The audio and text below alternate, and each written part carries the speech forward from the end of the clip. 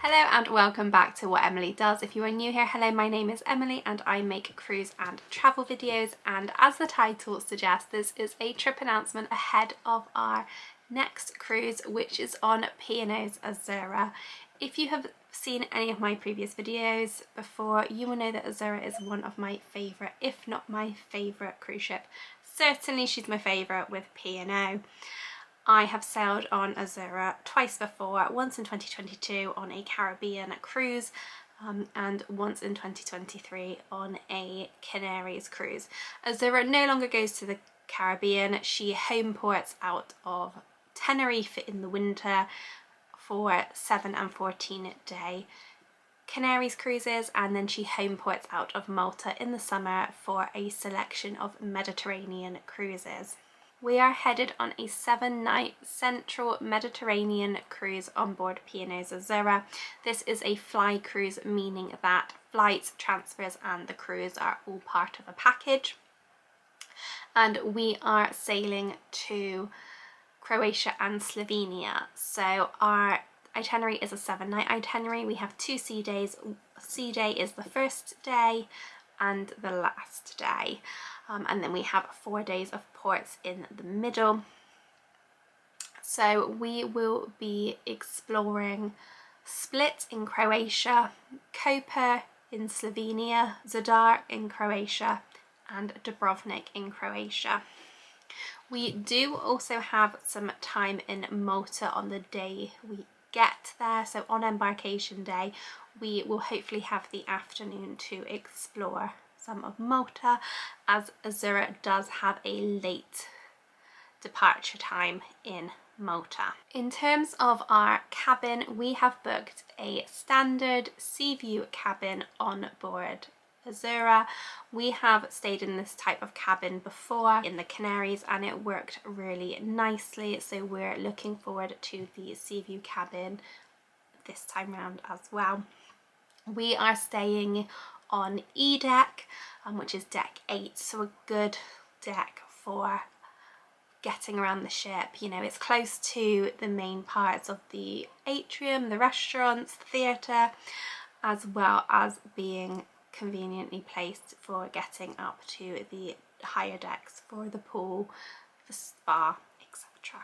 A little bit about Azura. So Azura is a Grand Class ship. Her inaugural cruise was in 2010, so she is 14 years old and she is due a refit in 2025. Indeed, she has 3 weeks out of her schedule for, I think, March 2025 for a refit. She can hold 3,100 passengers at double occupancy and can have 1,250 crew. I really do enjoy the Grand Class ship. She's a really good mid-size ship. She's not too big, she's easily accessible for getting to different areas of the ship, but she has all the things you would expect on board. She has 4 pools, 6 whirlpools, a spa, gym, 3 dining rooms, the buffet, the theatre, places to enjoy other activities. She is a really good sized ship.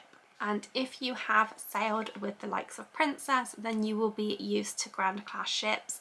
With Princess having Grand Princess, Sapphire Princess, which we are sailing on next year. But what's included on the cruise? Well, first of all, you have your accommodation. I've already discussed our cabin we are staying in. You can obviously select different cabins, so if you want a inside cabin or a balcony cabin or a suite, you really do have a great selection. We opted for an outside cabin as we have sort of decided that certain cruises warrant a balcony, other cruises don't, and it also is about cost as well.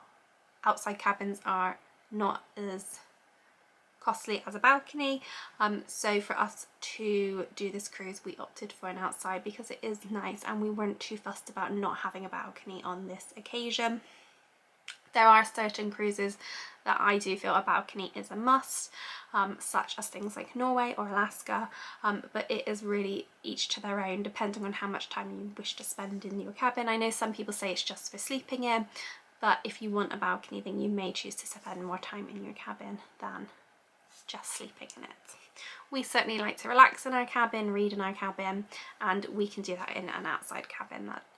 The perk of an outside is you have natural light, which is always nice. P&O include return flights from London as standard. We are choosing to fly from Bristol, which is one of the regional airports P&O offer, because that is our local airport. And I believe it was a £50 supplement per person for us to fly from Bristol, which, considering the cost of getting to London, you know, whether you're getting the National Express or whether you're getting the driving and paying for parking, possibly an airport hotel, for us it was a no-brainer that we flew from Bristol.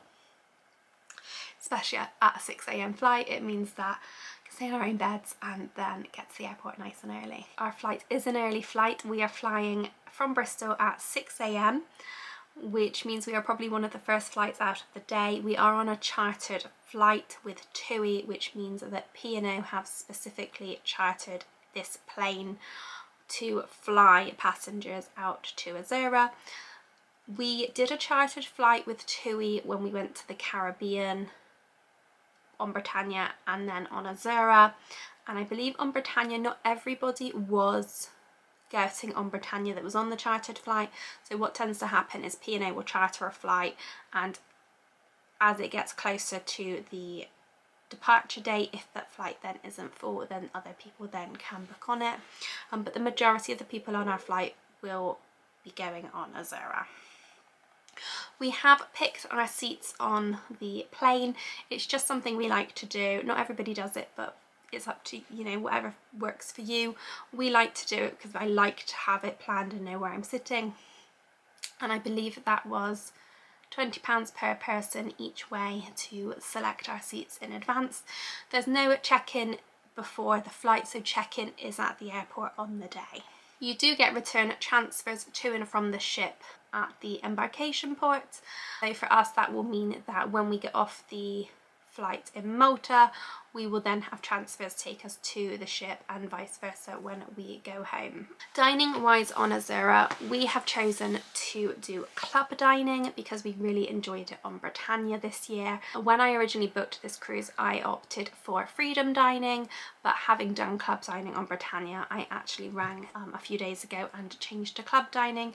So we have picked the late seating. And we really enjoyed club dining because it just means, you know, that's our time and place. We don't have to faff with trying to book a table on the My P&O webpage or turning up and waiting for a table. It's the same table, it's the same crew every night, and that for us is just a real perk. It's one of the many reasons we enjoy Disney Cruise Line so much, is because there is that sort of set dining. I know a lot of people don't like set dining, and P&O do give you the options, so you can choose freedom dining or you can choose club dining. It's really up to you. We have just chosen club dining on this occasion as well. P&O have 3 main dining rooms which are all included in the price. We will have a set dining room that is for evening meals only, so for lunch you can also go to the main dining room, and we will check on the webpage each day as to which dining room is open. You would also find that in the horizon. You also have the buffet. Again, if you have seen my videos before, you know I'm not a fan of the buffet. I just find it very chaotic and stressful and a bit overwhelming, so I do tend to avoid the buffet where possible. We may choose to do the buffet once just to see what it's like, but you won't see me very often in the buffet, unless we're getting tea and coffee. That's probably it. Other things you can do on Azura, so she has 4 pools. One is an adults only pool. From previous experience, it's very cold. It's not one of the heated ones. My favourite pool is probably the pool by the sea screen. That's a really nice pool. And then you have pools in the centre where the pool grill, bar, etc. is. Other things Azura has is she does have a sea screen, so you can watch films during the day and in the evening, and in the evening blankets are provided to watch films, which is a nice touch. There is a theatre, so we will possibly be checking out the theatre shows. We did see a really good show on Britannia, which was Mr. Tickerton's Circus. and then a not so good show after that, which I can't really remember the name of. So we will hopefully be attending the shows. You're obviously not allowed to film the shows, but I can sort of tell you about the show. How many times can you say show in a video, hey? They also have performers on board, comedians, so we will see in the horizon each day what is on offer.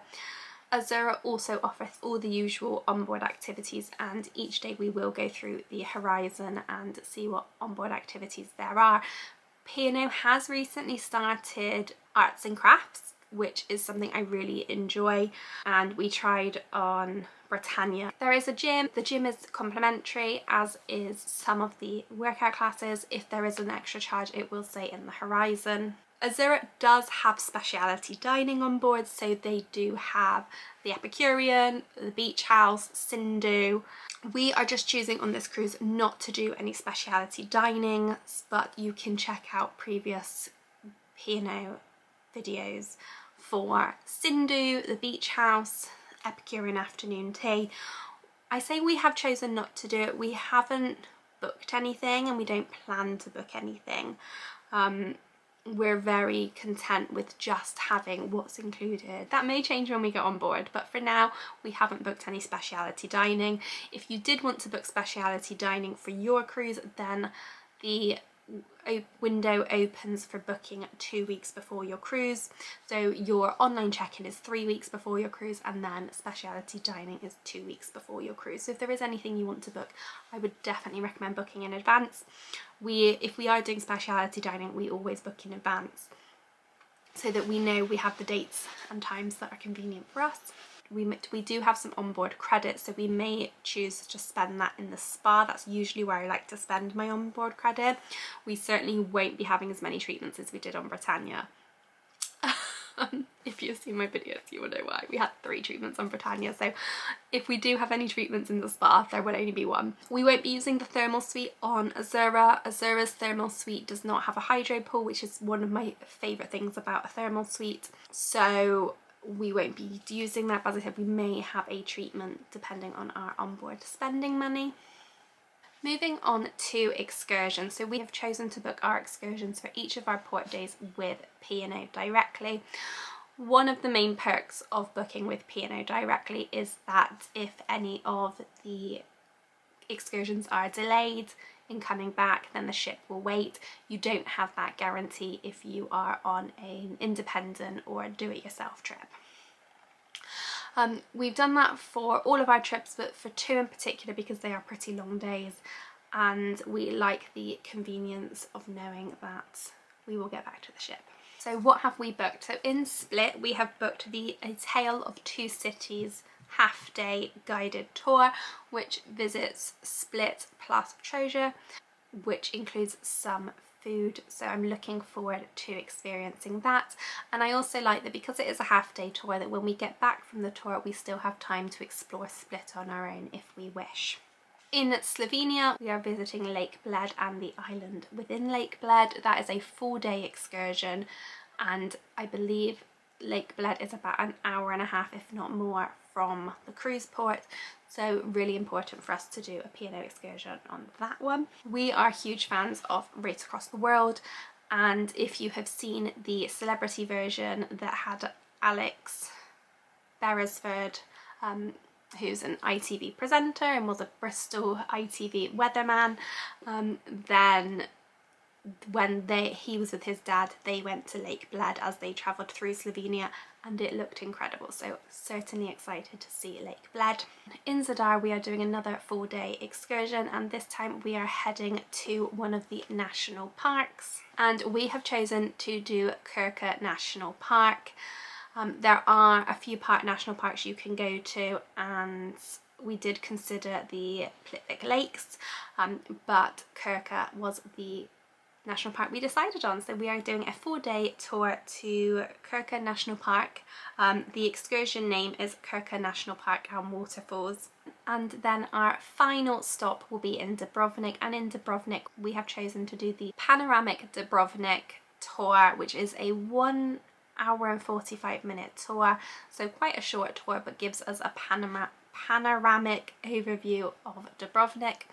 Our plan then is to get the shuttle bus from the Dubrovnik cruise terminal into the city, so we can then explore the city on our own and hopefully do the cable car. We haven't booked to go on the cable car, but we will be hopefully getting tickets on the day.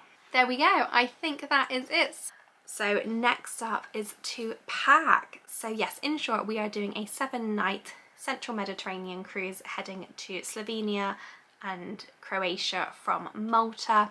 We're hopefully going to have some time in Malta on embarkation day because we get there around lunchtime, and Azura doesn't leave until quite late in the evening, so hopefully we'll have a few hours to explore Malta on the day we get there. And we have got excursions booked for all our other ports of call. Sea days for us tend to be quite relaxing, so if it is beautiful weather then we will probably be at the pool. We haven't chosen to book any specialty dining, we're just going to go with the flow and show you really what the included food options are. I am so looking forward to this cruise. I feel like this is the first summer holiday we have done in quite a while, so I am very much looking forward to it. I just feel like it always hits differently when you're on holiday in the sunshine rather than at home. Sunshine at home is lovely, but nothing beats being able to just jump in a pool whenever you want to. So with that being said, that is my trip announcement. I cannot wait to bring you along for our 7-night Central Mediterranean cruise on board P&O Azura. All of the ports are brand new destinations that we have never visited, and brand new countries.